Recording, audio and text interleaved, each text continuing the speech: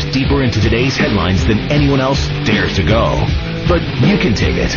This is A View from Space with the Spaceman on AM 640. Spaceman AM 640 and A View from Space. This is A View from Space. I'm going through the anomalies, the mistakes, the problems with the 1969 July 20th moon landing and moonwalk. NASA claims, as I said, the spacesuits were cooled by a water system piped through the body, through a system of coils, sheltered from the sun in the backpack. And then NASA claims this water was sprayed on the coils, causing a coating of ice to form. And the ice then supposedly absorbs the tremendous heat collected in the water and evaporates into space. I got a couple of problems with that can't be explained.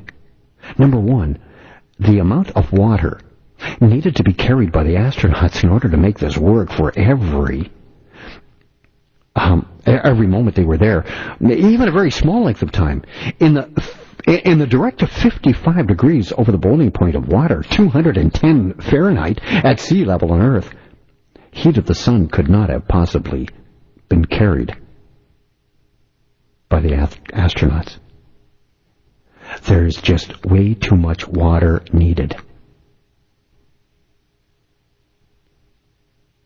Remember, it's the boiling point on Earth, on the moon's surface. The temperature, once it hits something, it's a vacuum, yes, but once it hits something, it's going to heat it up. If there's molecules, or if there's material, if there's flesh, if there's matter. Number two, the second problem I have with the water-cooled system. NASA has since claims that they've found ice in moon craters. NASA claims that ice sheltered from the direct rays of the sun will not evaporate, destroying their own bogus air conditioning explanation. Do you get it? They say they've got ice sheltered from direct rays of the sun, and it won't evaporate. Well, that's exactly the same process that they said the astronauts used. But it did evaporate. So which one is it? Either it did or it didn't. Remember this. Think about the next time you go off in the morning with a vacuum bottle filled with hot coffee. Think about it long. Think about it hard when you sit down and pour a piping hot cup of coffee or whatever it is you're drinking from your thermos with your lunch 4 hours later. And then think about it again when you pour that last, still very warm cup of coffee at the end of the day out of that same container. The same law of physics applies to any vehicle traveling through space. NASA claims the spacecraft was slowly rotated, causing the shadowed side to be cooled by the intense cold of space. An intense cold in space does not exist. Space is neither hot nor cold. There are no molecules. In fact, the only thing that could have been accomplished by a rotation on the spacecraft is a more even and constant heating. Heating, not cooling, such as that obtained by rotating a hot dog on a spit. Because, you see, once it hits matter, it's very intense in heat. In reality, a dish called astronaut al Apollo would have been served, piping hot. At the very least, you would not want to open the hatch upon the craft's return. NASA knows better than to claim, in addition, that a water-cooling apparatus such as that which they claim cooled the astronauts' suits, cooled the spacecraft. No rocket could ever have been launched with the amount of water needed to work such a system for even a short period of time. Fresh water weighs a little over 62 pounds per cubic foot. Space and weight capacity were critical, given the lift capability of the rockets used in the Apollo space program. No such extra water was carried by any mission whatsoever for any suits or for any cooling of the spacecraft. Spaceman, AM 640, View from Space. On the tapes, the astronauts complained bitterly of the cold during the journey, and while on the surface of the moon they spoke of using heaters that did not give off enough heat to overcome the intense cold of space. It was imperative that NASA use this ruse because, to tell the truth, would do just that, tell the truth. It's also proof of the arrogance and contempt in which the Illuminati holds for a person like you or I who thinks for himself. Well, what we've already heard here is, in reality, indicative of an overzealous cooling system in the props used during the filming of the missions at wherever they did it, in the Nevada desert or Area 51 or Roswell, New Mexico. It's common to see temperatures well over 100 degrees in any of those places. In the glaring, unfiltered, direct heat of the sun, the astronauts would never have been cold at any time whatsoever in the perfect insulating vacuum of space. NASA claims that the spacesuits worn by the astronauts were pressurized at 5 psi over the ambient pressure, which is 0 psi vacuum, on the moon's surface. Look at the gloves. Rubber gloves. NASA claims the astronauts wore and find that they are made of a pliable material containing no mechanical, hydraulic, or electronic devices, which would aid the astronauts in the dexterity of the use of their fingers and hands while wearing these things. Experiments prove absolutely that such gloves are impossible to use, and that the wearer cannot bend the wrist or fingers or do any dexterous work whatsoever when filled with 5 psi over ambient pressure, either in a vacuum or in the Earth's atmosphere. NASA actually showed film and television footage of astronauts using their hands and fingers normally during the spacewalks on their so-called lunar surface. The film shows clearly that there's no pressure whatsoever within the gloves, but NASA says it was 5 pounds per square inch over ambient pressure. A condition that would have caused explosive decompression of the astronauts, resulting in almost immediate death if they had really been surrounded by that vacuum of space. If you don't believe it, well, try it yourself. In a very simple experiment, and does not require a rocket scientist, pardon the pun, to perform. These are just 2 of over 100 very simple and very easy to prove valid scientific reasons why NASA and the Apollo space program are 2 of the biggest lies ever foisted upon the unsuspecting and trusting people of the world. And most, if not all, of the photos, films, and videos of the Apollo moon missions are easily proven to be fake. Anyone with the slightest knowledge of photography, lighting, physics, can easily prove that NASA faked the visual records of the Apollo space program.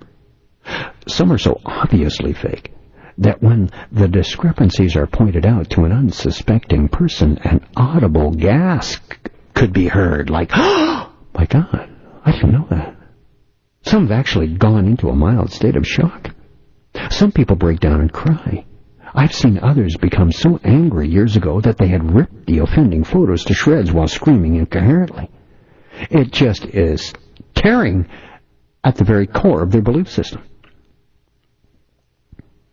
This could only be pulled off from people that were inside. Neil Armstrong,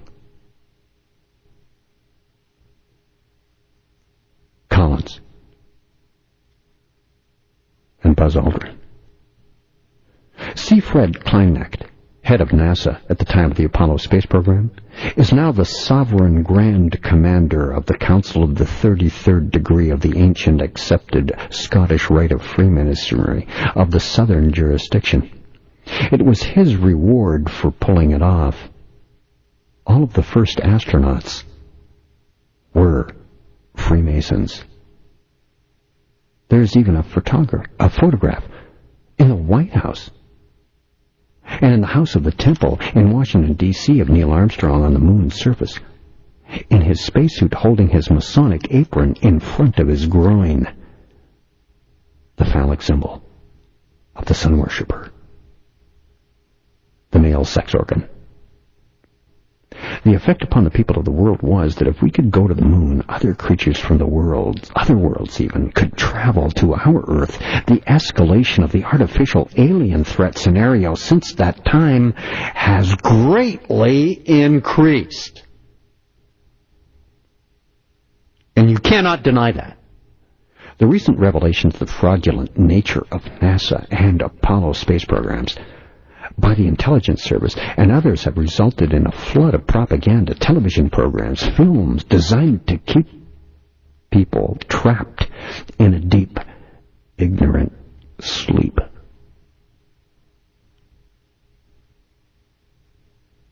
The most ambitious are Apollo 13 and From the Earth to the Moon, both involving actor-producer Tom Hanks, a Freemason. From the Earth to the Moon happens to be a monologue by Mr. Hanks, who walks forward revealing a huge representation of the god Apollo, the sun, Osiris, the lost word, etc., guiding his chariot, pulled by 4 horses, through the heavens to rule the world. I'm a spaceman, revealing some of the anomalies in the 40th anniversary of the Apollo 11 moon hoax. The opinions expressed on this show do not necessarily reflect those of AM 640.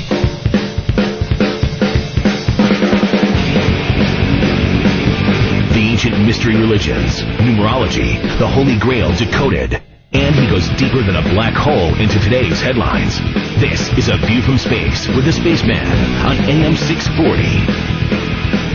Spaceman on AM 640. You can email me at spaceman@640toronto.com, or the other address is space@640toronto.com. Thanks so much for the ones I really love to read you some of them, but I have so much information tonight that I'm just going to have to get right to it. I'm going over the anomalies, proving to you not just through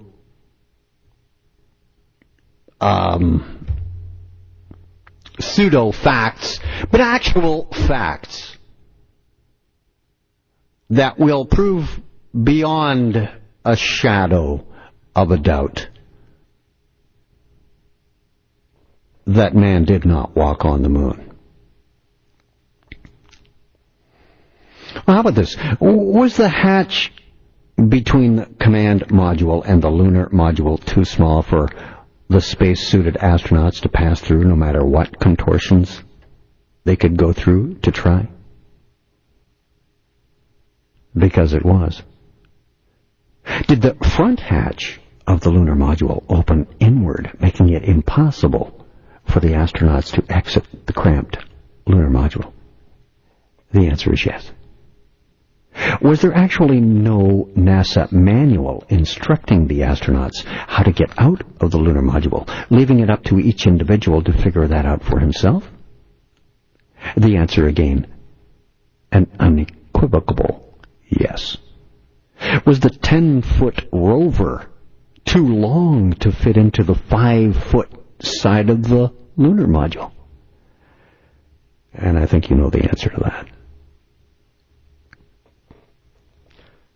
So what began as a simple research turned into months at places like the New York Public Library, the Public of Congress in Washington, the United States Archives. Surprisingly, precious little had been written about the Apollo missions except standard puff pieces, you can call them, in the New York Times and in Washington Post, the 2 Illuminati mouthpiece newspapers in America.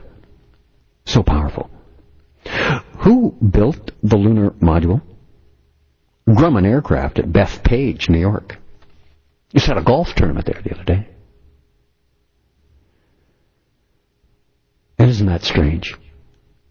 right around the same week as the 40th anniversary of the landing on the lunar module, built right there at Bethpage by that golf course in New York. The lunar module that unwieldingly looked like a craft that never flew on Earth, but supposedly landed safely on the moon 6 times. Yes, 6 times. If you ask for blueprints detailing the scientific thought behind its design, you can't find them. Did it run by computer? If so, who built the computer, please? What made Grumman engineers think it could fly? Grumman will tell you that all the paperwork was destroyed. Another one of those, gosh, how did that happen? Just like the original footage. Destroyed. Well, the lunar module historical paperwork was destroyed. Why? Well, because they had no answers, that's why. Boeing Aircraft in Seattle, they built the lunar rover, that little car that NASA claims traversed the moon on Apollo's 15, 16, and 17 missions. NASA claims it was it was transported to the moon in a 5-foot high by 6-foot wide triangular corner section of the lunar module. The lunar module's bottom section was basically a tic-tac-toe design with 9 sections. 5 of those sections were squares with the 4 corners being triangles. But research shows that the rover was at least 6 feet too long to fit into that corner compartment, making it impossible to ever get it to the moon. I mean, if you're going to try to convince billions of people around the world, at least get your figures right. Go to the National Air and Space Museum in Washington, and the Johnson Space Center, Houston, where you can see an actual lunar module, and you see that the crew compartment and hatches were way too small for the astronauts to actually ever enter and exit. I think it's up to NASA to prove that the 2 6-foot astronauts in ballooned-out pressure suits, 5 psi in a vacuum member, could either get in or get out of a lunar module. It's sort of tantamount to putting the Michelin Man through the eye of a needle. It's just impossible. Can't be done. I started with the technical problems NASA faced in outer space. In fact, I discovered there are 2 separate zones out there, an inner space and outer space, and that they actually eventually became very significant in my research on the moon hoax.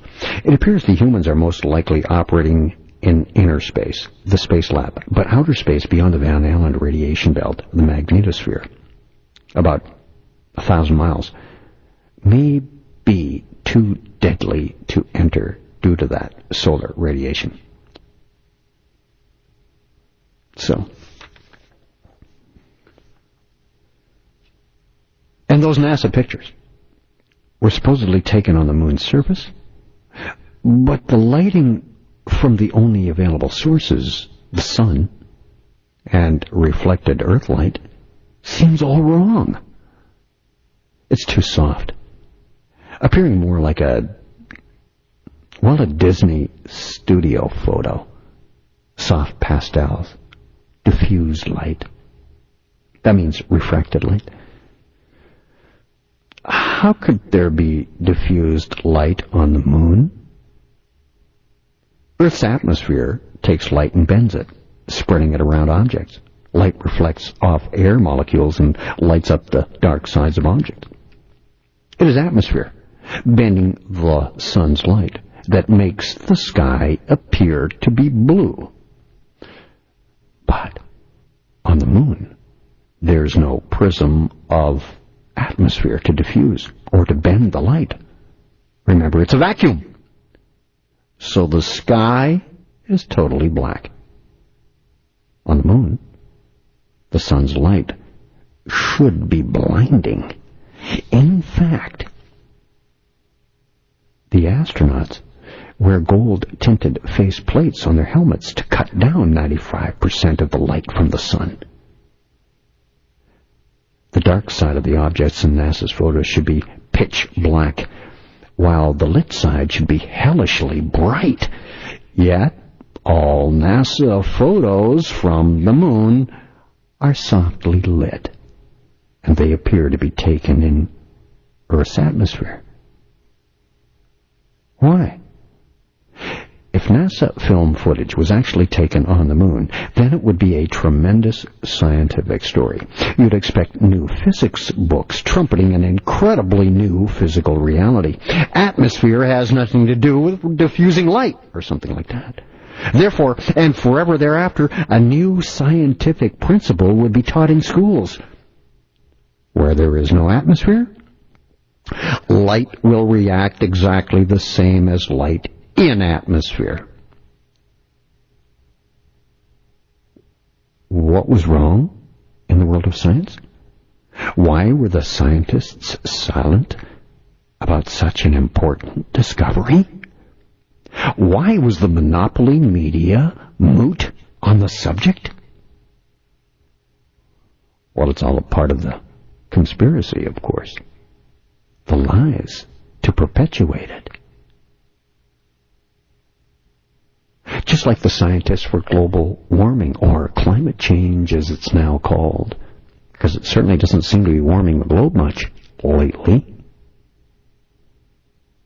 They don't come out of the woodwork and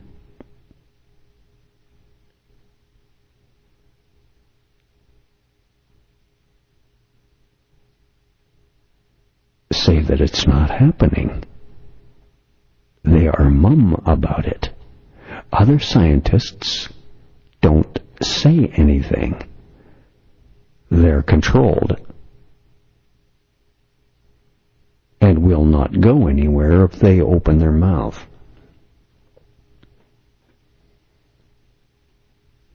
No job for you. That's what's wrong with the world of science. Because they should be all over the important discovery that was supposedly made on the moon with light, acting the same as light in an atmosphere where there is no atmosphere.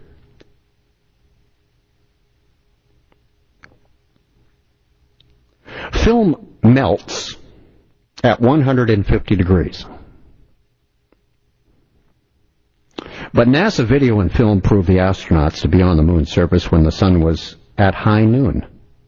You know what the temperature is at high noon on the moon?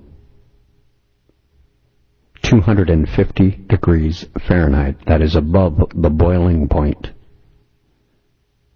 The film in the uncooled cameras would melt.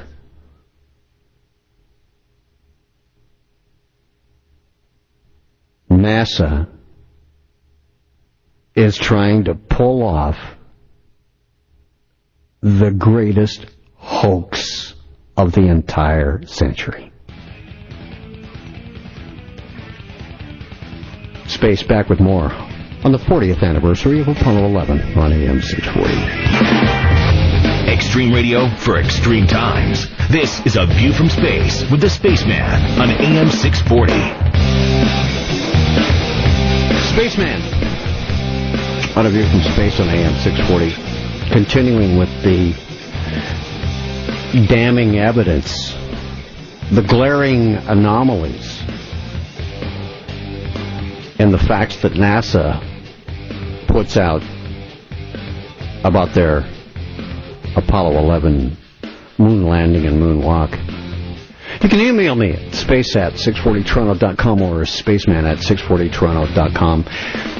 D writes, could 33rd degree Freemason Gene Roddenberry have been exposing the Apollo fraud to those in the know in the episode, sort of a tongue-in-cheek? The episode was called Who Mourns for Adonai? The Apollo lost all of his powers once his temple was destroyed, exposing his fraud. Signed D. More fraud.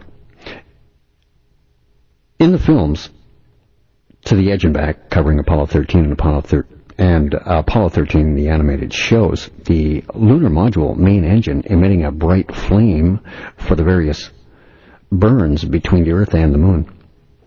In Apollo 13, animation shows a visible flame from the lunar module thrusters during SM separation from the command module and the lunar module.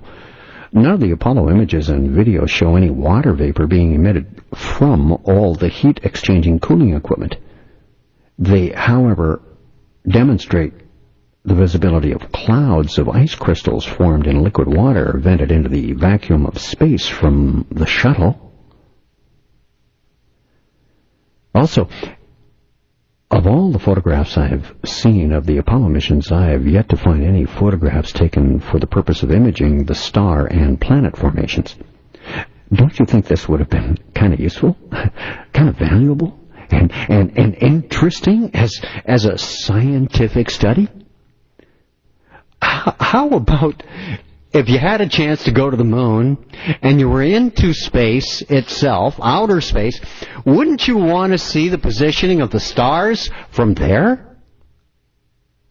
And why were there no photographs taken for the study? In the 30-minute documentary, Houston, We've Got a Problem, covering Apollo 13, an image of the service module shows the panel blowing off. The SM is bright and takes up a good portion of the screen.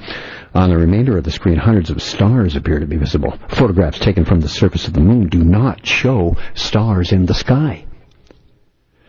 In For All Mankind, by the National Geographic Society, astronauts are shown suiting up.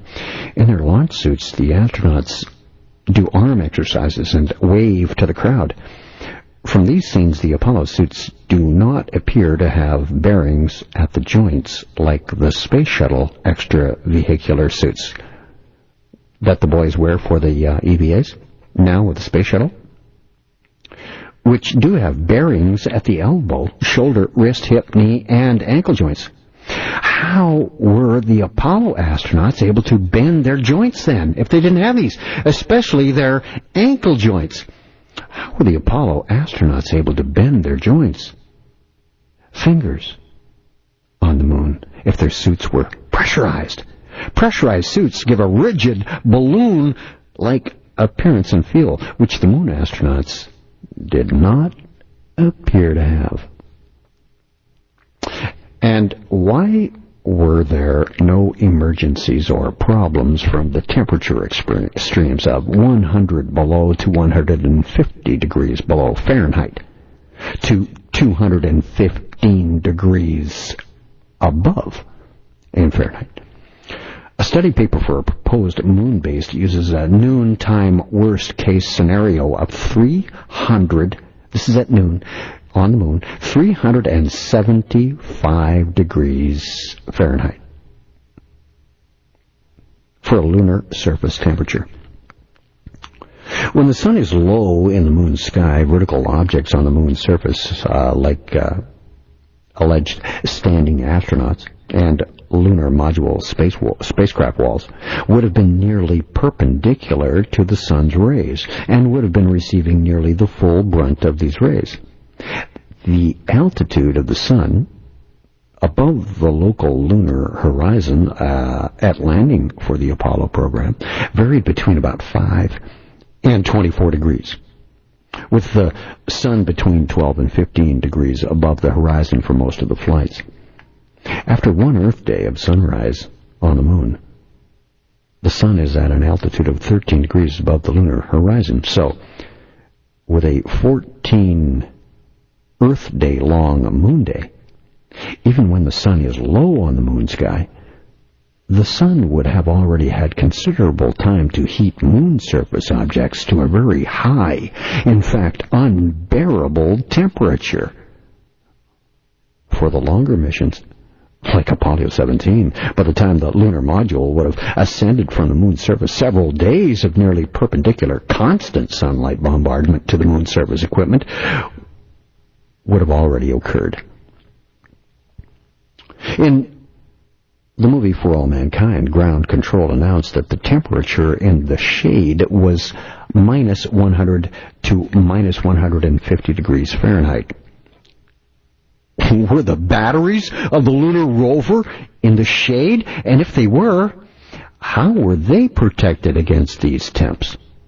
Such extremes. At temperatures less than minus 40, and that would equal out at 40 centigrade or minus 40 Fahrenheit, a lot of materials start becoming very brittle. Electrical items do not work as well. Batteries produce less current. I worked on the railroad as a younger fellow.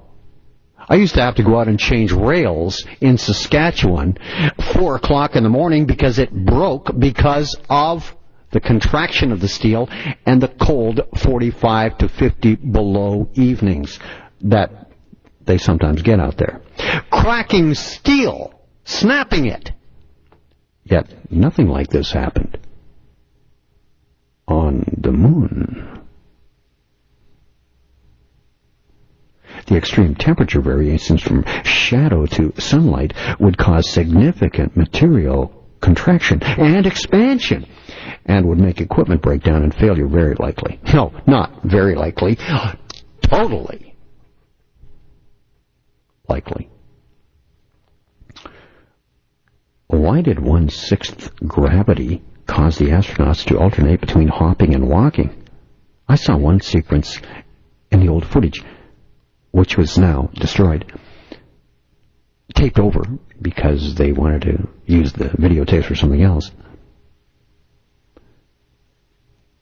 I saw one sequence where an astronaut looked like he was flexing his knees, pretty good to jump, but he didn't travel any higher than a couple of feet. Why? The astronauts were not hopping any farther than what the typical person could hop here on Earth. I mean, if you have 1/6 gravity on the moon, just think what kind of a high jumper you could be. Wow. But they didn't seem to be going very high when I saw them hopping and walking. It looked to me sort of like they had wires hooked to them and were kind of being lifted and dropped, sort of like Peter Pan in the movies. There were a number of times in Apollo footage when the astronauts were landing pretty hard on their knees, too. Weren't they running a huge risk of puncturing their pressurized suits, which would bring about absolute death in a hurry?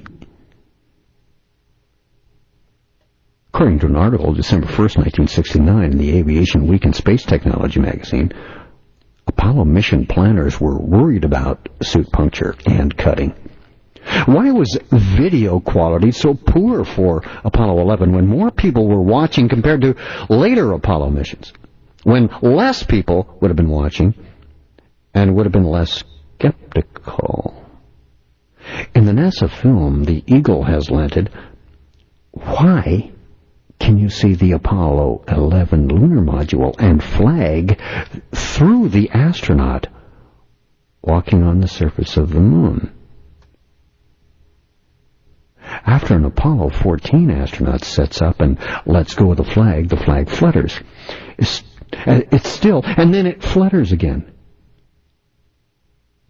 You used to be able to view this flapping of the flag on the moon, which is one piece of fact information that a lot of people know about and talk about and mention, saying, oh, yeah, it must have been fake because the flag was waving on the moon and there's no atmosphere there, there's no wind. Well, this is why they're refurbishing the video.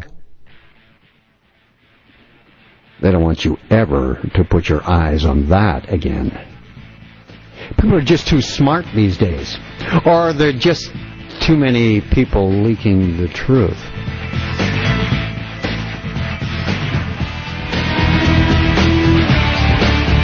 The opinions expressed on this show do not necessarily reflect those of AM 640.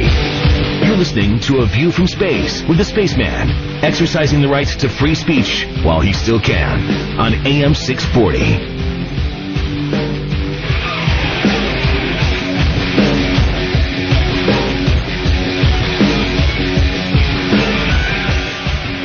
I'm the guy that goes space. This is a View from Space on AM 640. You can email me at space@640toronto.com or spaceman@640toronto.com. LM writes, and that's not Lunar Module, it's her initials. Hi, Space, always love your show. I could never get over how communication between Earth and the astronauts was so instant when even now, when watching television newscasts, there are delays between, say, Toronto and another city. Was the instant communication between the astronauts possible at that time? Hope you can answer this for me. It's always bothered me. Well, there would be a huge delay if they actually went to the moon with 240,000 miles. But in fact, they're only a couple of hundred miles up above us. Not very far at all. So those kind of communications can be with very little delay or hardly any noticeable delay whatsoever. It's pretty easy. There's not much of a delay because they're not that far. A lot of times the television station or whatever you're listening to, the radio station you're listening to, will have a 10-15 second delay, but we record it and then play it back. We save it digitally and then let it out 15 or 20 seconds, sometimes 10 seconds before or after it's aired. So the delay system would not be there because they're not very far up. Now, during the Apollo era, the technology existed to produce fake images involving one image superimposed over another. They call it matting. And this is during the Apollo era that this technology was coming into use. Evidence from this comes from the crosshairs in the pictures. Also, we know that the Earth should be about 65 degrees above the lunar true horizon when viewed by the Apollo 11 astronauts.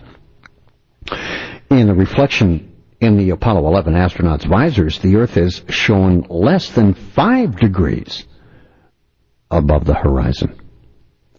Would superimposition of astronauts and equipment over range-finding crosshairs indicate that the images were made by pasting a foreground image over a background image, matting, probably by using some sort of darkroom or computer photographic processing technique? Yes, technology, if you do not understand it, can actually be passed off as magic. So magically, NASA wants to convince us, magically, they went to the moon.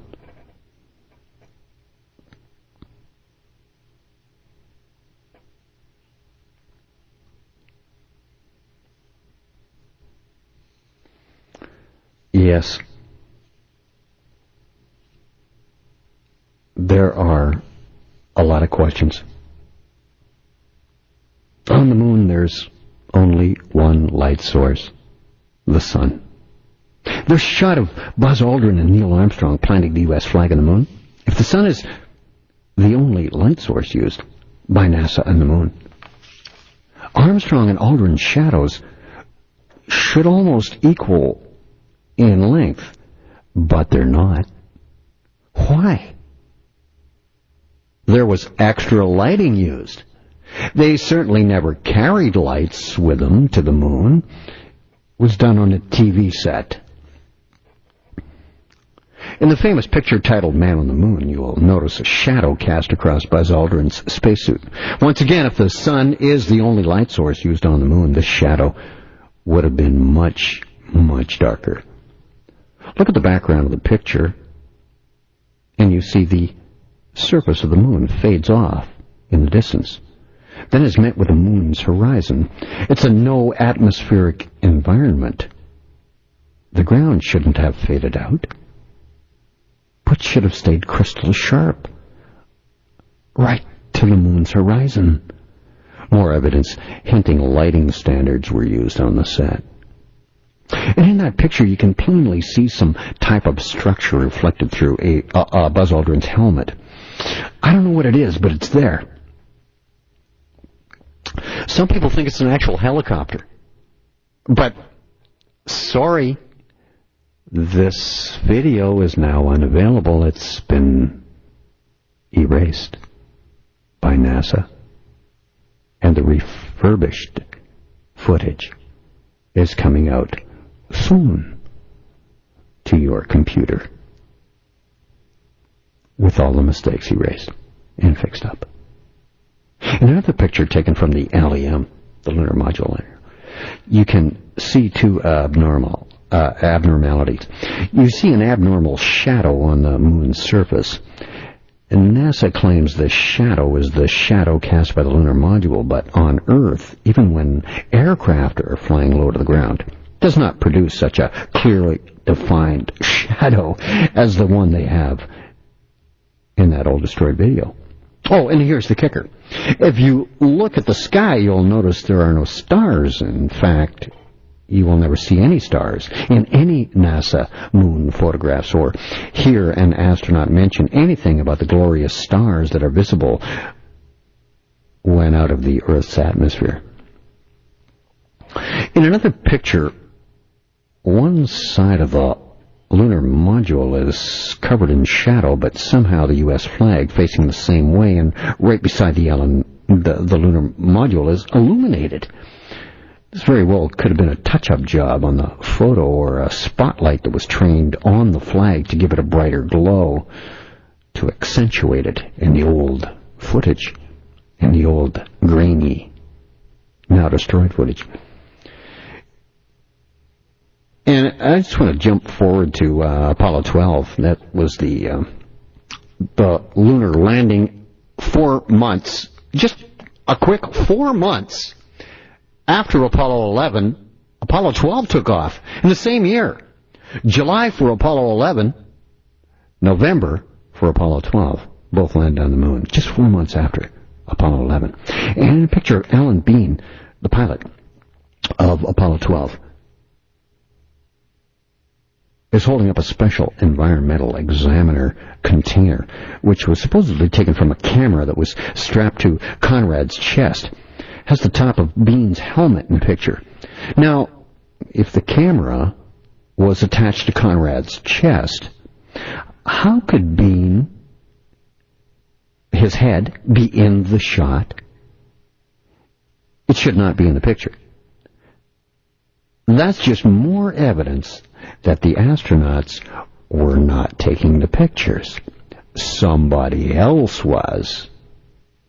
In the same picture, all of the shadows reflected in Alan Bean's visor are going off in separate directions, not in parallel lines like they should be if the sun is the only source of light for the pictures. Spaceman AM 640 in A View from Space, going through the anomalies of the 40th anniversary now of the Apollo 11 moon landing and moonwalk hoax. If you look at the environmental sampler that Alan Bean is holding, the reflection is coming from a light source other than the sun. There's also a strange object in the sky. It's yet to be determined what it might be. And if you look at one of the rocks in another picture, you'll see the letter C carved in the rock. Did the props department leave the letter designation on as an inside joke? What was going on there? Yeah, an actual rock in a picture with the letter C carved in the rock.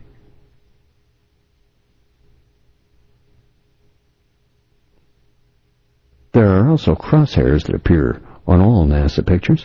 These crosshairs are placed between the shutter of the camera and the film, supposedly. But if you take a look at the crosshairs on the left, the crosshair was placed behind the lunar rover. And you can see the lunar rover in front of the crosshairs. I mean, it's just bizarre. An average day's temp on the moon ranges, as I said, from 260 to 280 Fahrenheit. It's a little warm, eh? A little too hot for film to survive at those temperatures. Film crinkles up to a ball.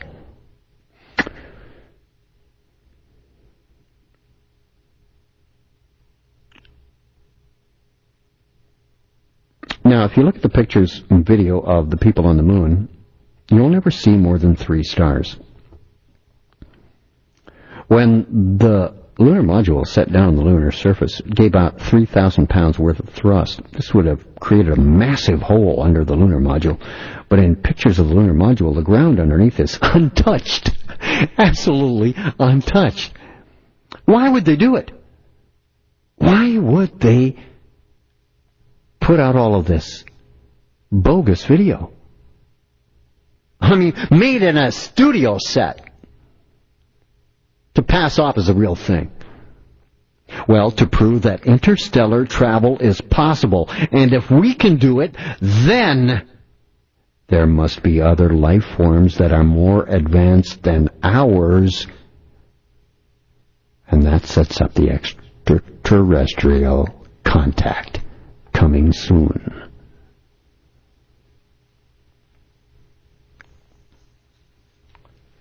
Yeah.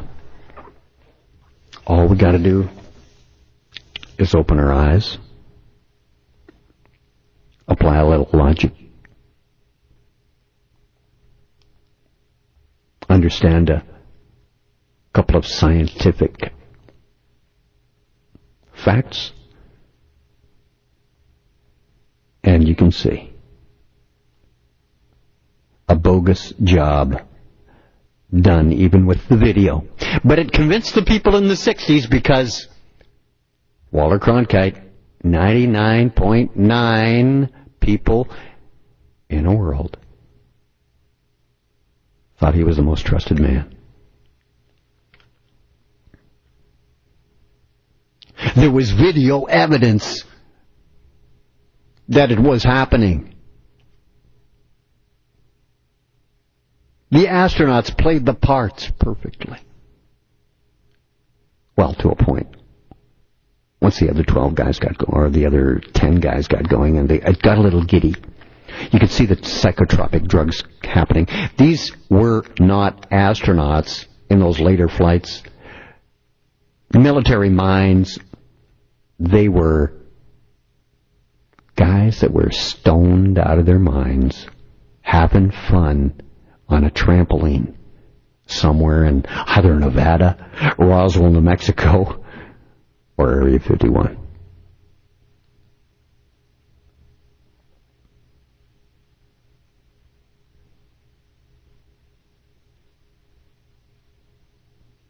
On the 20th of July, 1969, almost 1 billion people, a fifth of the world's population, then watched in awe as Neil Armstrong, the man who will not talk about it, who will not do interviews about it. Why? He's got no answers. He can't possibly face the heat. They'd rip him to shreds. So he refuses to appear. As does Collins and a few others of the 12.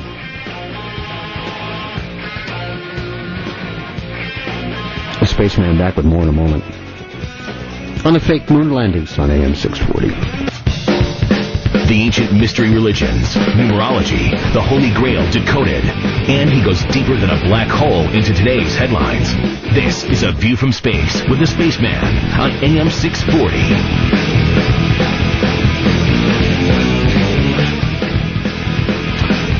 I'm the guy they call Space on AM 640. It's View from Space. You can email me at space@640toronto.com or spaceman@640toronto.com.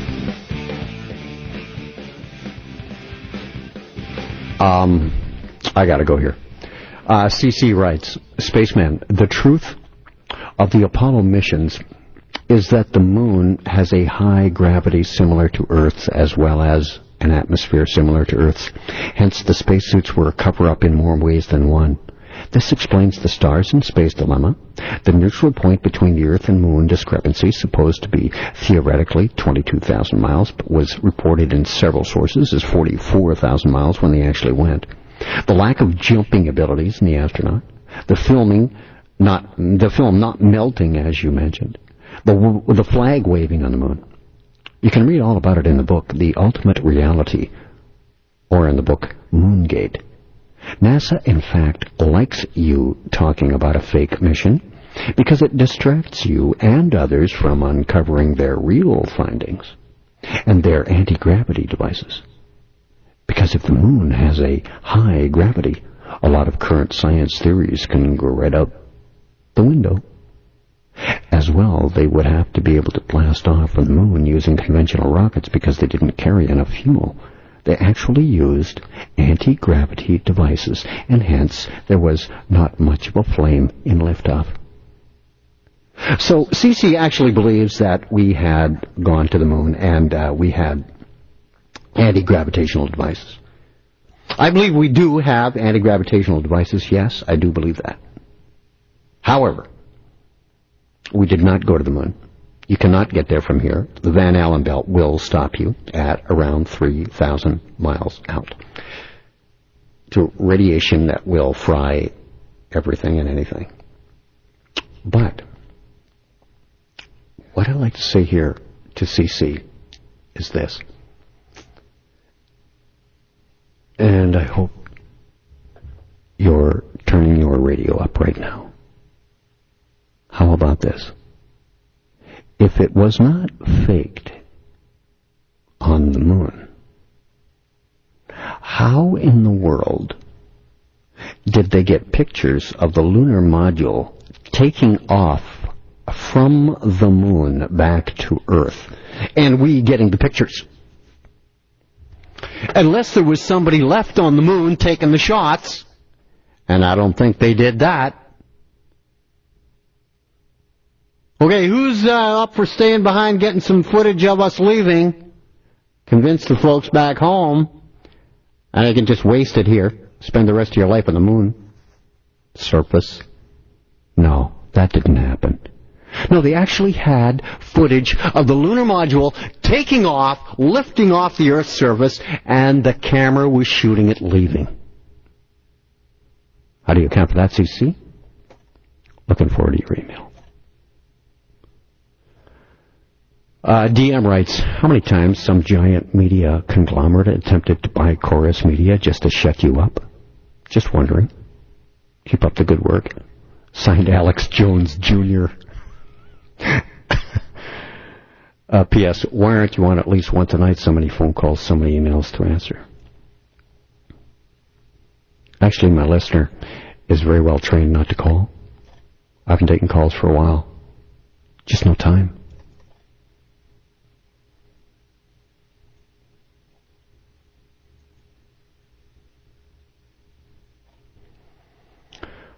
And so many other emails that I'm getting at space@640toronto.com and spaceman@640toronto.com. I thank you so much for those and the interest that you show in the show. And if you will notice, I never call this a program. Because you know what a program does, don't you? A program programs. And I do not program people. I offer an alternative for the truth.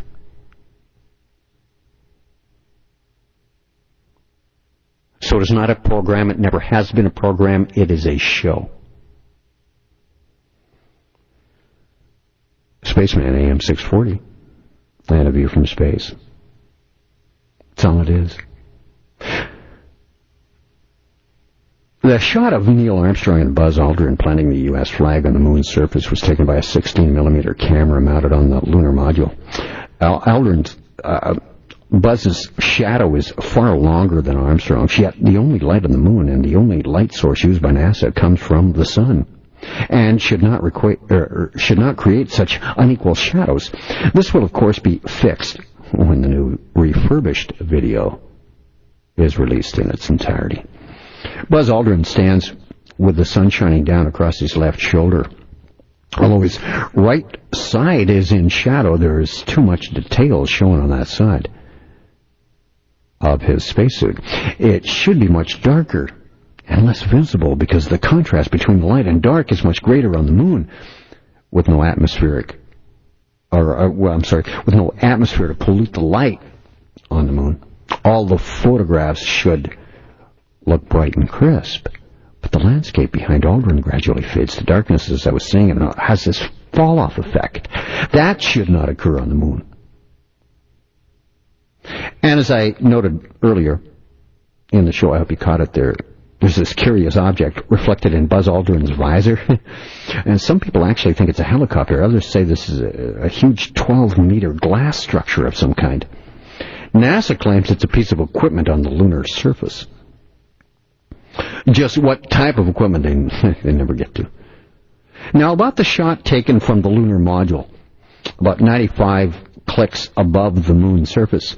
NASA claims the strange shape in this shot, taken from the lunar module, while it was, as I said, 95 kilometers above the moon's surface, is a shadow cast by the command module's rocket. But when larger aircraft, as I said, fly at lower altitudes over the Earth, they don't cast huge and defined shadows like that one. And concerning the Apollo 15 moon landing, yes, there were 12 people that walked on the moon, supposedly. 12! The only two people can actually name off the top of their heads, I would bet you, is Buzz Aldrin and Neil Armstrong. The rest of them, I bet you can't name. Well, supposedly, James Irwin was one of those guys. James Irwin, and the shot of James Irwin, like many Apollo photos, show a lunar sky without stars, yet with no atmosphere on the moon. Stars should be visible. A fact confirmed by Maria Blazinski, curator of astronomy at the Greenwich Observatory in London. I mean, let's go right to the expert. If NASA could not hope to create a lunar sky, they may have opted for simple black backdrops. And that's what I think they did. NASA claimed that the sunlight was so strong it overpowered the light from the stars. They got one curveball for every... It's just incredible. Every question you got, these guys got something coming back. But it's very bogus and it's very see-through. On the shadow side of the landing module, there are plaques with the American flag and the words United States, quite bright, very visible, clear. But the gold foil around the plaques is in near darkness. Studio spotlights highlighting these areas, the United States, or technicians retouching the prints, only could have caused that effect. That was in the Apollo 15 moon landing. In Apollo 12, Alan Bean, the pilot, holds up that special environmental sample container. The top of his head's clearly in view, but the camera taking the shot was fixed onto Charles Conrad's chest, and the ground seems to be level, so the top of the helmet should not be in the photo, but it is. Also, shadows visible in Al Bean's visor go off on various directions, as stated earlier in the show, not in straight parallel lines as expected, suggesting that there's more than one light source. The container Bean is holding is brightly lit at the bottom, yet it's facing away from the light, the sun. This may be due to the light reflected from Bean's suit onto the container, but the rest of the container is not so brightly lit. And there's something concerning Apollo 16. In a photograph of John Young, another walker of the moon, readjusting an antenna next to the lunar rover vehicle, there's a marker known as a crosshair that goes behind the LRV's equipment. This crosshair, which appears on all lunar photos, are made by a screen of crosshairs placed between the shutter and the film. The bright reflected light may have obliterated the fine line of this one, or it could have happened if the image was retouched, which I believe it was. The foreground shows what looks like the letter C on a rock. Is this an identification letter left by the studio prop? And the tracks made by the Lunar rover, the Lunar Vehicle rover. The wheels turn rather oddly at right angles. These tracks could have been caused by studio technicians pushing the buggy into place. Such clear tracks and footprints require moisture to form and would not appear on the dry lunar surface. The two leading researchers of the faked moon photographs come from both sides of the Atlantic. Ralph Rene, an author from Jersey, argues that man never flew to the moon. He believes that the radiation from the sun is so deadly that the astronauts would have been fried as soon as they got into deep space. In his book, NASA Mooned America, Rene claims the Apollo pictures were shot in a government studio near the town of Mercury in Nevada. Mercury, by the way, is the messenger in astrology. This is one thing that I really can't nail down. I don't know if it was Area 51. I don't know if it was in Nevada, desert Nevada, or Roswell, New Mexico. It's one of those. And I've heard that the very first one was directed by Stanley Kubrick, which I'll get into if I've got some time left in this final hour coming up here on AM 640 and A View from Space, pointing out the anomalies of the 40th anniversary of the lunar landing in Apollo 11. The opinions expressed on this show do not necessarily reflect those of AM 640. Extreme radio for extreme times. This is A View from Space with the Spaceman on AM 640. Spaceman on AM 640 and A View from Space, going over the anomalies, the questions, the gaffes in the video from Apollo 11 and subsequent flights after that that show definitive proof that we did not indeed either go to the moon or land on it. As a matter of fact, the two leading researchers on the faked moon photographs, one this side of the Atlantic, Ralph Rene, author from New Jersey, argues that man never flew to the moon and the radiation from the sun so deadly that the astronauts was fried as soon as they got into deep space, and claims they were shot in a government studio near the town of Mercury in Nevada. The other leading researcher is the Englishman David Percy. On the other hand, he uses his experience as a professional photographer to put forward the argument that the lighting in the Apollo photographs could only have been achieved in a studio on Earth. He also claims to have an informant that was in NASA. Percy calls him the whistleblower who has actually leaked information about the cover-up. I would suggest to you that very few people who work for NASA would actually know the truth, because, you see, it's very easy to fool. Remember when the probe landed? They actually split the two rings of Saturn and landed on Saturn, and the guys at the Jet Propulsion Laboratory in Pasadena, California, were cheering and jumping. I played it for you on A View from Space, an episode that I ran I don't know how long ago it was now, maybe a year ago. Yeah, about that. Here on AM 640, where they were all cheering like it's such a big deal, and basically all they had to do was to program the monitors the guys were watching at JPL to tell them that the probe had landed on Saturn. All they had to do was slip a signal to them. They could have done that easily from the International Space Station. These guys would never know where it's coming from. It just came from outer space. That's why it's very difficult to believe any signals from anywhere when we have men out there sitting in a machine going around the world? Even if you don't even have a man out there, even if you just have a satellite out there that can be remotely triggered to send whatever signal wherever. And it's easy to fool people in a command center because all they're watching are screens. You can program the screen. It's not hard. And they all actually believe and think that, God, everything they put together is at NASA, you do your job, the other guy does his. You don't know how that other guy does his job or what that job is. You just know that each guy does his job and everything comes together. So it's so easy.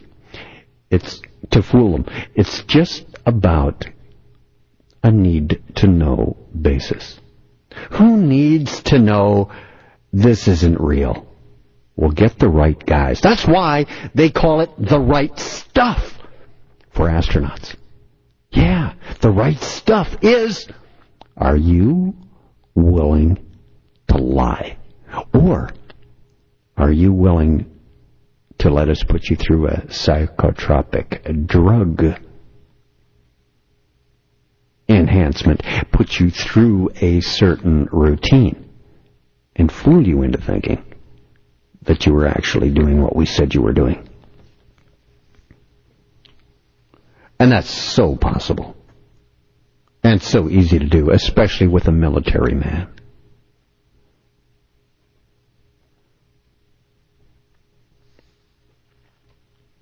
NASA used state-of-the-art Hasselblad cameras for the Apollo missions. On Earth, Hasselblads are used for portrait, scenic, and still life photography.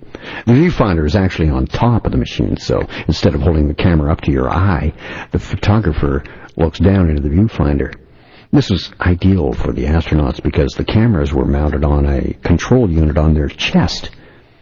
The image presented in the viewfinder is upside down and back to front, which takes some practice getting used to. The camera had a 250 millimeter telephoto lens. This lens is also fixed focus. So all the astronauts had to do was point the camera, aim it in the right direction, and forget about the focusing. They also had a cable shutter release within easy reach of their heavy rubber gloves, which they couldn't move, but seemed to, which did not allow their fingers to move, as I said. Hasselblads took square pictures, but most of the photographs released by NASA are rectangular. This means that the picture was probably cropped back on Earth to get the best-looking composition with the photograph. Did you know NASA's inception, creating NASA, was opposed by the Eisenhower administration? Oh, yes.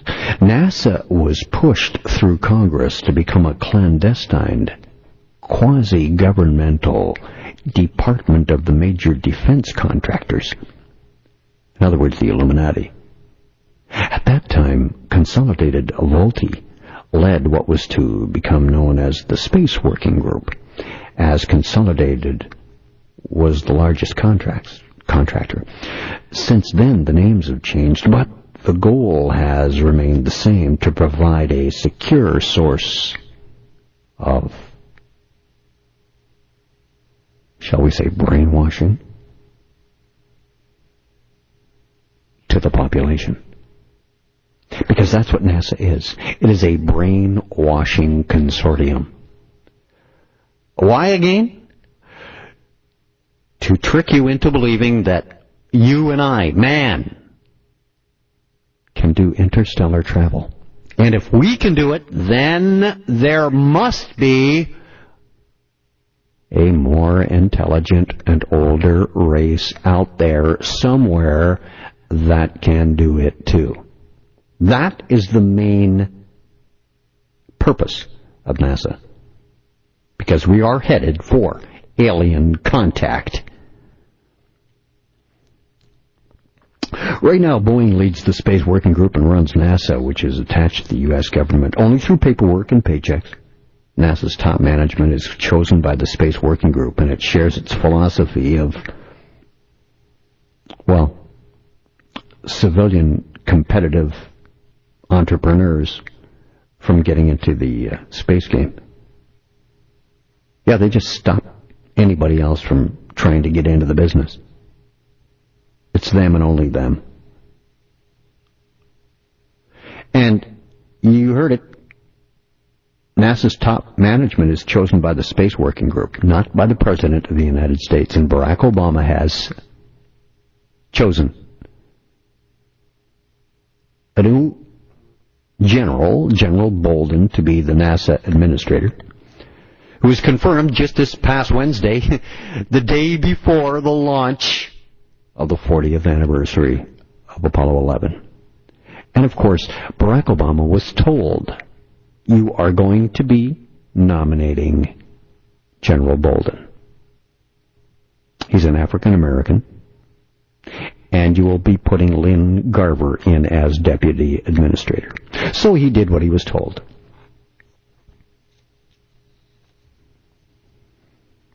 He probably didn't even know he was nominating until he read it on his teleprompter. That's about how up-to-date Barack Obama is. Because if you take his teleprompters away and his speechwriters away, this man is a bumbling idiot. He cannot answer any questions with any kind of authority. Hey, remember Apollo 14? That was Alan Shepard, the astronaut who played golf on the moon. Remember that? And people who never saw it know that it happened, or supposedly happened, in front of a worldwide TV audience. Mission Control teases Alan Shepard about slicing the ball to the right. This is where they're starting to get giddy. The psychotropic drugs are kicking in, and they're just getting crazy. You listen to some of those tapes, and these guys are clearly higher than six kites. So Mission Control teases him about slicing the ball to the right, yet a slice is caused by an uneven airflow over the ball. The moon has no atmosphere. How could he slice the ball? Space, back with more in a moment on AM 640. He goes deeper into today's headlines than anyone else dares to go. But you can take it. This is A View from Space with the Spaceman on AM 640. Email me, if you like, space@640toronto.com or spaceman@640toronto.com are the two addresses I have. Feel free. Thanks for the ones that you have sent. I appreciate it. I really and truly do. Now some more anomalies, space oddities, if you'd like to borrow a couple of words from David Bowie, who, by the way, did quite a bit to help out this little lie of interstellar travel. Through his music.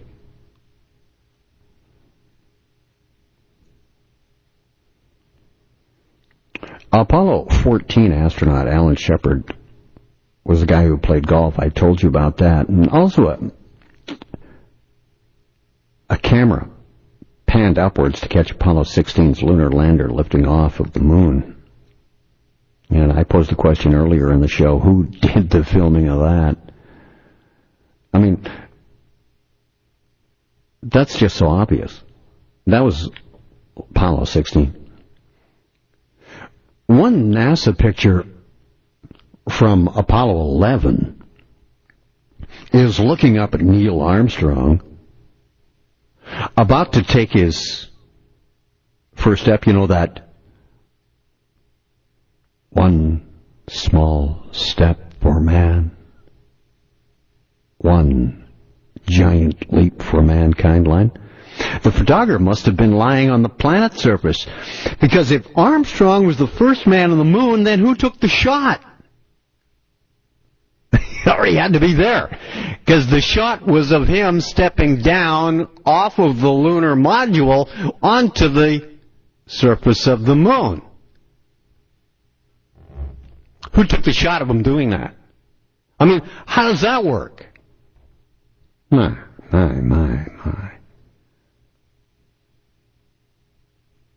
I think back, people watching that on CBS News, and not going, wait a minute, whoa. Nobody's ever set foot before, yet here's a picture of him setting foot on where no one stood before, taking the picture. You're watching it on television, on CBS. Yeah, if Armstrong was the first man on the moon, who took that shot? And the pressure inside a spacesuit greater than inside of a football. The astronauts should have been puffed up like the Michelin Man, but were seen freely bending their joints. And the moon landings, it took place during the Cold War. Why didn't America make a signal on the moon then that could have been seen from the Earth? The PR would have been tremendous. It would have been phenomenal. And it could have been easily done with magnesium flares. I mean, why didn't they do that? Well, because they weren't there to set off the magnesium flares so you could see it from Earth.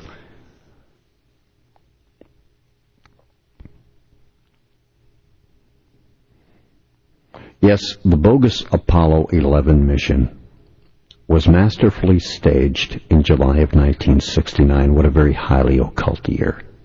I'm going to get to that before this show is out. It's going to be absolutely mind-blowing for you to understand how history has repeated itself this past week. It's just absolutely incredible. I will get to that. Spaceman AM 640, view from space. A Saturn V rocket contains astronauts Armstrong, Aldrin, and Collins launched into low Earth orbit. Remains there while NASA carefully releases Kubrick's studio footage to the press. After the spectacular lunar landing and return to Earth, the astronauts re-entered Earth's atmosphere and made a perfect splashdown in the Pacific right on schedule. Several months later, the Apollo 12 mission was successfully staged in a similar way. So you get how it worked? They sent the men up into low Earth orbit, jettisoned the capsule, the rocket went down,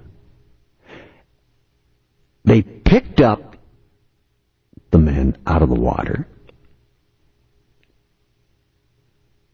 and went to the studio.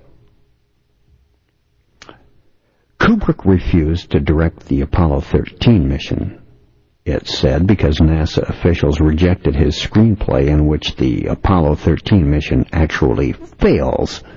Kubrick insisted that a dramatic failed mission from which the astronauts were safely returned to Earth would ultimately prove to be NASA's finest hour. NASA maintained that a failed mission would unnecessarily jeopardize the agency's image, so Kubrick quit the project. We could say a knocking of heads on which way the brainwashing should go. Ironically, NASA later decided to use the failed mission scenario, for which Randall Cunningham, a little-known but highly respected British director, was recruited to direct. Kubrick's relentless perfectionism is evident through the Apollo production, from the chilling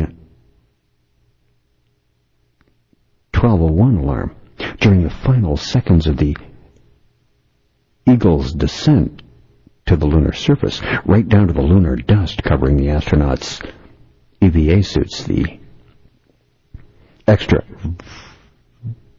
vehicular activity suits. The production itself was not without its problems. For example, the front projection process used so successfully in the Dawn of Man sequences in 2001, A Space Odyssey, looked bad for reproducing a convincing lunar landscape.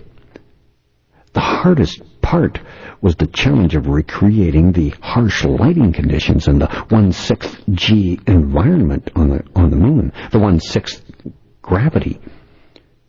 Kubrick did not accompany the crew to the lunar site because of his well-known fear of flying, but all of the scenes were carefully scripted in advance, and Kubrick was able to feed directly remotely from the Johnson Space Center in Houston, a filmmaking first. As a matter of fact, an interesting side note, Kubrick is well known for his interest in theoretical mathematics. During breaks in the filming of the Apollo missions, Kubrick would often dabble in orbital mechanics, frequently consulting with Wernher von Braun, who lived in Huntsville, Nevada at the time. Wernher von Braun, by the way, is the man who worked for Hitler and was the brains behind the V-2 rocket. Because, you see, Hitler was getting into jet engines. Wernher von Braun was the leading scientist working for him. Wernher von Braun, after the Second World War, was brought to America and began to work at NASA. A Nazi, I told you many times on this show, the Nazis have won the Second World War. They just destroyed an army they called the Nazis. Because, you see, they put the Nazis, A, against the Allies, B, but A didn't win and B didn't win. C won, the Illuminati, who are the real Nazis, and spread their people throughout the world. Max Mosley, guy who runs Formula One, would love a fascist government, has said so himself. His father was the head of the fascist party of Britain. Check it yourself. And he has a very, very, very high-placed job. So had Wernher von Braun, a former Nazi. After several of these sessions, Kubrick inadvertently derived an elegant solution to the free return trajectory problem, the very problem that prevented NASA from completing a real moon mission in the first place. But this discovery came way too late into the production for it to be of any practical use to the engineers at NASA, and was soon forgotten. To this day, though, Stanley Kubrick's brilliant work on the Apollo missions remains both unsurpassed and uncredited. Now, I want to get to Neil Armstrong here after the break. And Neil Armstrong was misquoted, he says, about his very famous line, "That's one small step for man, one giant leap for mankind." He says he was misquoted, but NASA wanted to engineer it to their style and their way, and they wanted to configure the number 11 into the very first words a man ever spoke on the moon's surface. That when I get back. Space. That'll be from Space on AM 640. Return in a moment. The opinions expressed on this show do not necessarily reflect those of AM 640. Extreme radio for extreme times. This is A View from Space with the Spaceman on AM 640.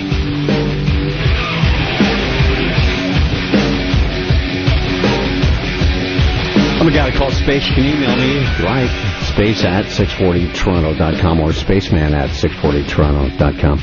When Neil Armstrong, the man who will never talk about the mission, the very first man to ever set foot on the moon, supposedly, will not do interviews. Buzz Aldrin will. Has done many of them. And when he can't answer questions, he punches people. As he did with one person who, well, Neil Armstrong got dogged by that guy. Constantly, this guy followed him around trying to get him to admit that it was a fake. And Buzz just hauled off and took a shot at him, punched him. But it just shows you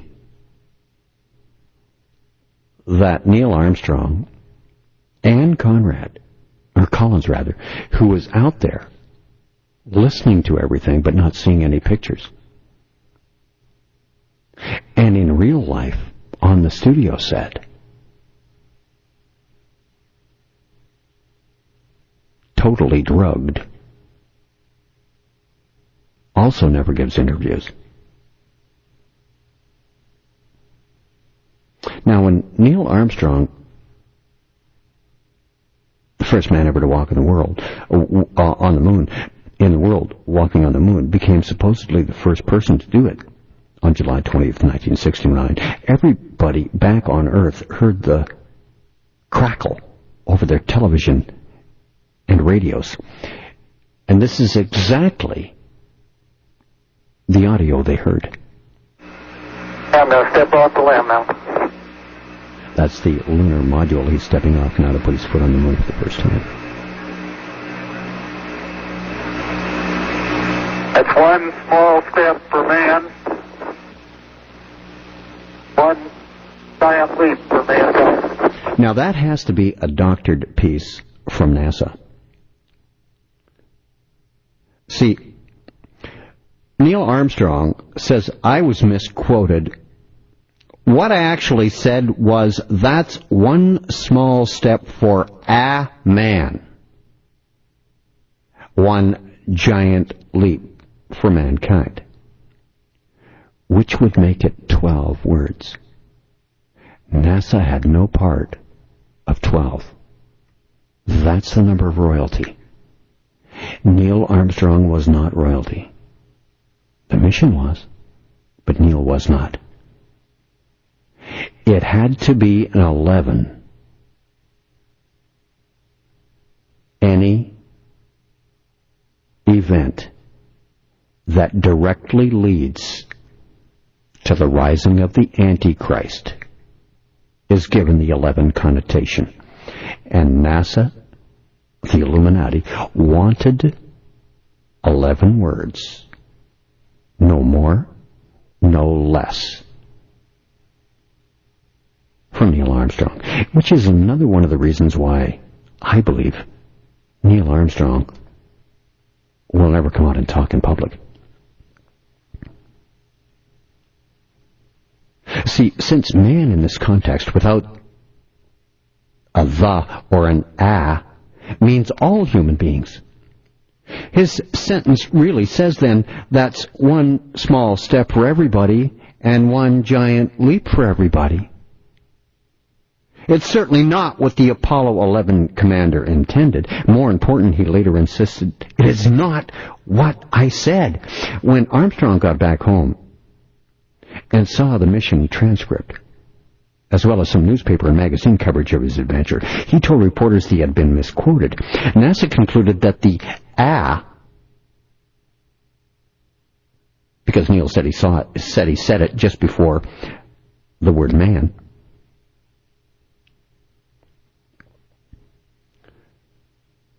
that the A got lost in atmospheric static. The official record was changed, and many news organizations ran a correction, including the New York Times on page 20 of its July 31st, 1969 edition. After pointing out that Armstrong had requested the revision, the paper embraced the extra word without qualification. Inserting the omitted article, a, makes a slight but significant change in the meaning of Mr. Armstrong's words, which should read, that's one small step for a man, one giant step for mankind. Wait a minute, small step? Did I say giant step? I did. And it turns out that while publishing a 5-paragraph correction outlining why an a was being added to a line that will be cited for generations, the New York Times, turned giant leap, the actual words, into giant step by mistake. A slight stumble to some, an astronomical bungle to others. I mean, get it right, New York Times. Yes, they actually printed on page 20, July 31st, 1969 edition of New York Times, Mr. Armstrong's words. That's one small step for a man, one giant step for mankind. Well, he actually said to us, well, you want to hear it again? We can tell you exactly what he said. Here he is again on the edge, the last step of the lunar module, about to step on the moon surface. I'm going to step off the limb now. You will not hear the in this. Here it is. That's one small step for man, one giant leap for mankind. Now, I don't see any atmospheric problem wiping an A out there. He didn't say it. Or NASA took it out because NASA did not want 12 words. Numerology is so important to the Illuminati. Neil screwed it up. NASA wanted 11 words. He spoke 12. They edited out the ah. And that's my story, and I'm sticking to it. Neil Armstrong admits that he fumbled it. History-making step didn't just put a new idea into somebody's head. It also ignited the great debate, which can still stir memories and arguments among the millions who stayed up to watch that blurry television image of the lunar landing. Oh, yes, people stayed up late. It was like 10-something at night. On July 20th, 1969, Joel Shurkin was the chief of the Reuters news agency team at Mission Control in Houston, Texas. He says when Armstrong landed, we all listened to the raw air to ground, and when he said the part about the small step, it was fuzzy. This was the enhanced version, live, and it was not clear if he had said man or man, he says. Nor were the words perfectly clear for the more than 1 billion people listening and watching the television broadcast as the lunar module Eagle touched down, and Neil Armstrong and fellow astronaut Buzz Aldrin stepped out into what Aldrin described as a magnificent desolation. Months after the lunar landing, the book First on the Moon, which was billed as an exclusive and official account, by the way, as seen by the man who experienced it, Neil Armstrong recalls his famous words as, "That's one small step for a man, one giant leap for mankind." 12 words. He notes that Mission Control missed the in the first phrase. And he said that tape recorders are fallible. Armstrong wouldn't give it up. However, for the dozens of journalists in Houston, the uncertainty left them feeling their own version of space sickness. Shurkin said it was one of the most important quotes in history, and it wouldn't go right to get it wrong. And we didn't have time to pursue the matter. Worse, it wouldn't do to have me say one thing and the Associated Press saying another, or to be contradicted by the New York Times as they were. In other words, all the people involved had to get the story straight. The Illuminati wanted 11 words. The first word spoken when man first touched anything that was not Earth.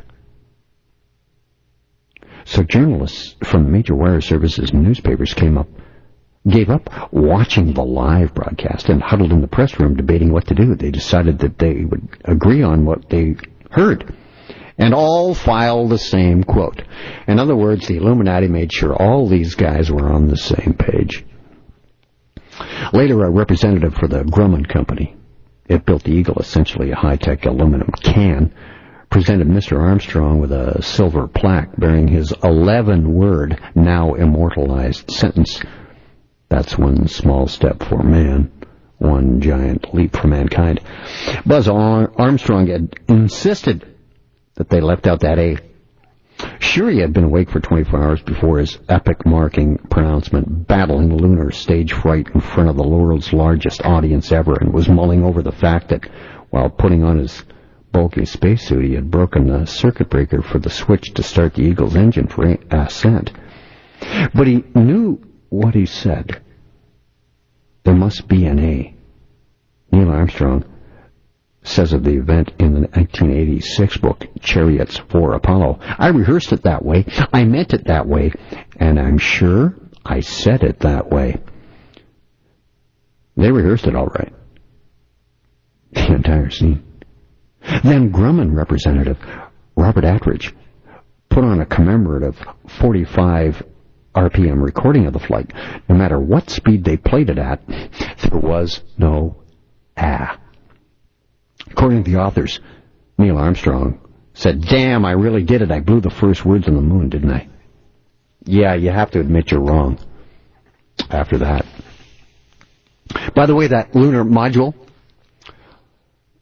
the walls of the lunar module were like paper thin. It's like tinfoil almost if you see the stills now, because the video is now gone missing. But how could that ever protect anyone from the hot sun's rays, much less the Van Allen belt and the radiation? To protect it from the sunlight and the radiation, it would have to be at least 2 meters thick of lead. There's no pace of lead. Have a look at the lunar module, and you'll see. I mean, the hole's not even, the hatch isn't big enough to get a guy through, especially in a Michelin Man suit that supposedly is blowing up to 5 pounds per square inch, inflated. And I don't know why, but the only other time the moon landing of Apollo 11 has been celebrated is this 40th anniversary. 4, of course, remember, is the foundation number. So it is the foundation for all belief of interstellar travel by man. And the only other time, other than this 40th, was the 35th anniversary. Quite a celebration. 35. Let me see. 3 and 5 are 8. The sun worshipper's number.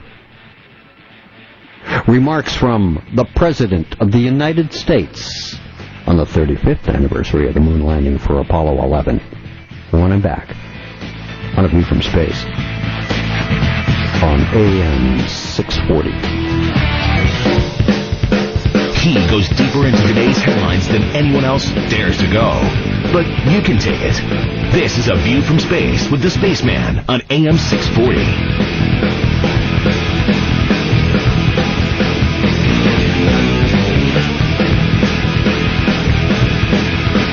We got to call Space. You can email me at space@640toronto.com or spaceman@640toronto.com. Thanks so much for the ones you've given me. The 35th anniversary of Apollo 11 was quite a large one. Why the 35th? Well, because it's the sun worshippers number. Add it up. 5 and 3 is 8. And the one small step for man, one giant leap for mankind, the historic quote from Neil Armstrong, was declared at 10:56 p.m. Eastern Daylight Time. 10:56, see the numerology there. 11s you don't break down. 5 and 6 is an 11. 10, and then 56 for the minutes. 11. It breaks down to an 11. So we have 3 sticks, don't we? We have the 1 for the 10, drop to 0, you got 1. And the 11, which is another 2 sticks. So you have 3 sticks. And there is the incredible number of the power of 3. And the time that Neil Armstrong's historical quote was given. Oh, and President Nixon called the astronauts on the moon's surface to congratulate them, by the way, on their immense feat. You know what he said? For one priceless moment in the whole history of man, all the people on this earth are truly one. One in their pride in what you have done, Nixon said.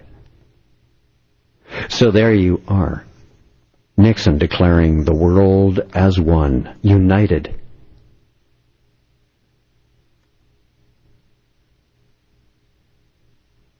By man joining the heavens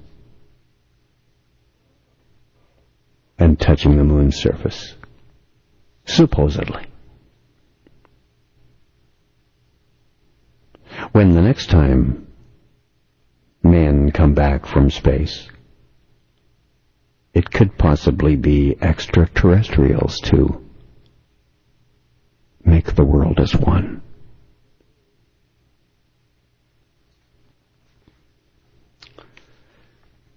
Yeah, they call it the most exclusive fraternity on Earth. We're told only 12 men have ever walked on the surface of the moon, kicking up lunar dust while making human history. That's the number 12. 1 and 2 are 3. There it is again. You see, the numbers are used by the Illuminati as symbols. The 12 is a hidden symbol of the connection between the bloodlines of the royal houses of Europe and the extraterrestrials that are supposedly watching us right now. The Antichrist to come will claim them as his ancestors. So you can see the meaning of the symbology in this grand ritual of man in outer space. It was 40 years ago this week that the first of those men supposedly blasted off into space on the mission of their lifetime to perpetuate the lie that man is capable of interstellar flight and is capable of traveling to other planets. So logic would extend that belief to, if we, man, here on Earth, with our primitive technology, can do it. And believe me, the power that if you've got a gamer, the power that you have at your fingertips today is tantamount to having an airplane in a primitive jungle tribe compared to the technology they had in the 60s to put a man on the moon, supposedly. It was no more than a Commodore. Absolutely ludicrous for them to actually ask us to believe that. So, with our primitive technology, surely somewhere out there there's a more advanced civilization that exists that can do it too. And we await their contact.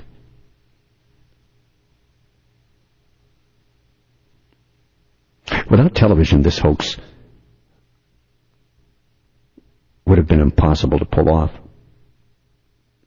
As I remarked earlier on the show, they had America's most trusted man reading the news in those days and Walter Cronkite announcing it to the world with video proof.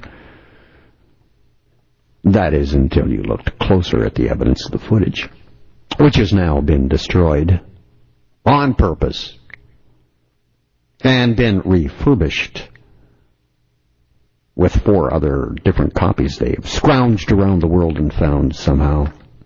And that will be available to you very soon on the internet to convince you that people like me were ridiculous to say that there were all kinds of anomalies in the video. Because soon, when you will look at the new refurbished copies, there will be no anomalies. The mistakes will have been corrected. Between 1969 and 1972, 5 more NASA missions landed on the moon. 5 of them. The first one after Apollo 11 came merely 4 months after, giving a total of 12 people the chance to walk, run, and even golf on the lunar surface, supposedly. Those 4 years, remember, if understanding numerology, you're a regular listener of AM 640's A View from Space, you'll know 4 is the number of foundation, building a foundation of man having the capability of interstellar travel. For the astronauts, going to the moon was professional first and a personal experience second, says Andrew Chalkin, a scientist, journalist who spent more than 100 hours interviewing the lunar astronauts for his books, Voices from the Moon and Man on the Moon. Imagine getting to do the most important thing that you could possibly do in your profession, doing it for national prestige, and doing it with the whole world watching and knowing that it was something only a handful of people could accomplish. He said that's what it was. Chalkin's obviously a NASA spokesperson. Now, I told you before at the outset of the show tonight that there are some incredible repeats of history this particular week, going back to that very week of 1969 on July 16th. The timeline is incredible from the highly occult year of that fake landing on the moon. The Woodstock Music Festival took place the very next month after the lunar landing, the first lunar landing. August of 69 was Woodstock. That was a huge changer in mass psyche. The Altamont rock concert with the Rolling Stones, featuring the world's first public blood sacrifice ritual, shown in film footage, by the way, taken by George Lucas, who was later given the Star Wars series to direct, was performed. Yes, George Lucas filmed the entire death of that person at Altamont rock concert with the Rolling Stones, as Mick Jagger did Sympathy for the Devil on stage. George Lucas rewarded mightily for having filmed that footage. That was December 6, 69 at Altamont, California, the very highly occult area of California. The Beatles gave their last performance on the rooftop of Apple's headquarters in Savile Row, London, on 30th of January that very same year, 1969. There was a fight brewing then over the Northern Songs, the Beatles' catalog of songs. Now let me fast forward you to this July 16th week, 2009. There's this incredible coincidence of having Michael Jackson all over the media incessantly over the past couple of weeks, the current owner of the Beatles catalog. And what he is most famous for? The moonwalk, of course. He began his career at the Apollo Theater. Not only that, but the very day of the 40th anniversary of the launch of Apollo 11 this past Wednesday, guess who shows up in New York City, repeating history by playing a concert with his band atop the marquee of the Ed Sullivan Theater on Broadway, New York, where the Beatles first performed in America. It all happened this week. History repeating itself over and over again. There's nothing new under the sun. Thank you for Space on AM 640. Coast to Coast's next. I'm Space.